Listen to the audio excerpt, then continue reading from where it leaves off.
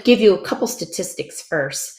The Content Marketing Institute, they do like an annual report, and it says that 72% of marketers say that content marketing increases their engagement. And in HubSpot, they do an annual marketing report, and it says that 70% of marketers are actively investing in their content marketing. So I really hope those two statistics really convince you of the importance of having a content strategy and actively marketing your content. Okay, so I want you to know that your objective with your content strategy and your content marketing is to create content that reaches your target market, content that people actually want to read, and that increases your leads and ultimate leads to customers in your practice. Okay, so how do you create that strategy? Well, that's what I'm here to talk to you about today. I'm going to be covering what content you should be creating, the importance of planning ahead, and then a framework for creating a content strategy that actually works. Okay, but before I dive in, I just want to do a quick intro for those of you who do not know who I am. I'm Kristen Boborski, and I help healers, business, and life coaches dial in their content strategy and get it implemented so that they can attract more customers into their practices. Okay, so let's dive right into that first topic that I want to talk about with you today, and that is what kind of content should you be creating? Now, first of all, I really want to point out, you really should be picking a type of content that you're going to create, whether it's written, audio, or video, that you are most comfortable with. So I do say that you need to have blog posts, some sort of written content always, but if you're better with video, then I say start there or doing a podcast. So those are, kind of two ways to do it. Now, the third piece of content that you really need to add into your strategy are those case studies. Now, I know this is a more specific kind of piece of content, but it's often overlooked because people are so focused on doing how-to content, lists, this, teaching that. But creating those case studies are super important because it really demonstrates your ability to solve problems for your target market. And when you do a case study, you're really storytelling and showcasing your talent. So I want you to keep that in mind. Okay, so let's dive into number 2, which is planning ahead and why this is so important when you're doing your content, when you're creating your content, because it really is. I mean, you just don't want to wait till the last minute and just toss anything out, right? So you really kind of need to have a plan. And here's what you really need to think about when you're creating that plan. And actually, there's parts of it that you can do once. So the first part is really knowing who your ideal audience is. So you do that once, you get that figured out and on your plan, you're done with that, right?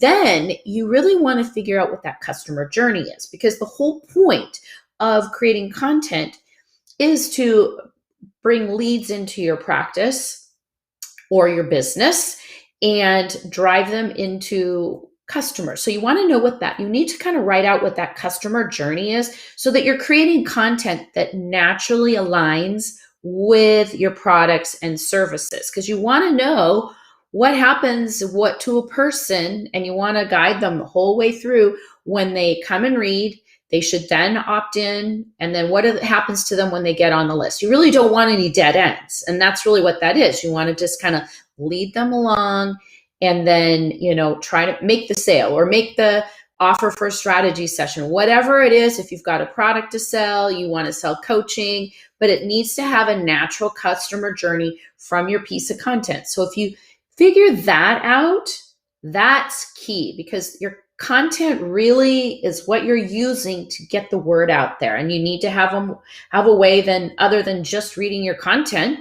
you want them to get on your list and go to the next step. So that's really how you create content that helps to fill your practice, right? So then you also need to think about, how are you going to create and distribute that content? So you need to have a plan in place.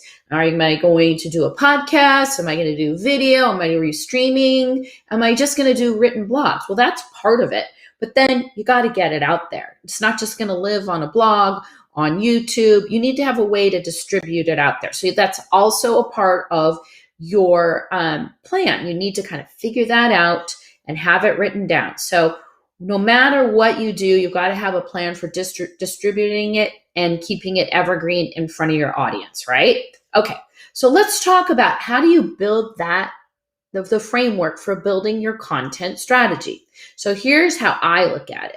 The first thing you've got to do is, once you know who your audience is, you know who your customer, their customer journey, things like that, you've got to create categories of content. So this is where you start. You build the categories and then you create the content inside of those categories. And those categories need to align with what you're selling or your services in your business, right? So you want to create those broader categories, and then you research and find your topic ideas inside of each of those categories. And if you haven't created any content before, you just go out and start doing the research, and you're going to see whether or not that's a good category or not. Because if there's not any content written on about it, don't bother. You might as well just go the easiest route, do the research, see what the hot content is, pick topics, and write about them. That's the easiest way to get started.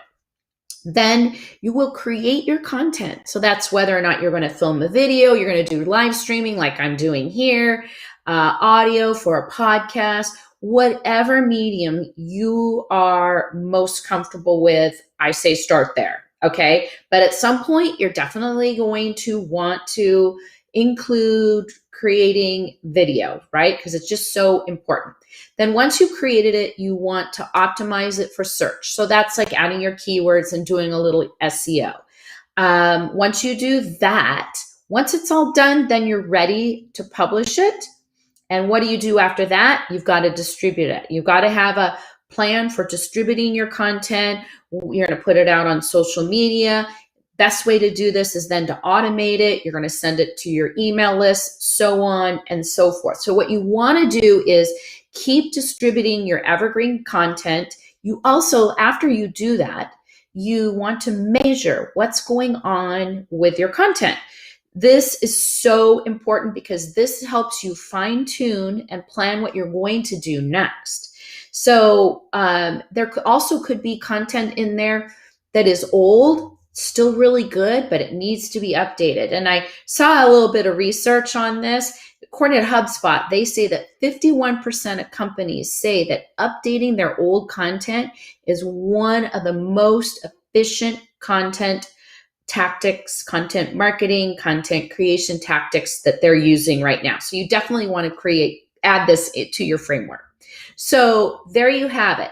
These are the 3 things that you need to do in order to, well, there's more than 3 things, but this is the 3 areas you want to look at when you're creating an effective content strategy. You want to know what you're going to create.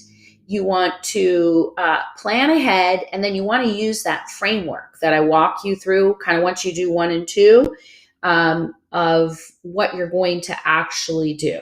So if you want any more help, I've created a roadmap.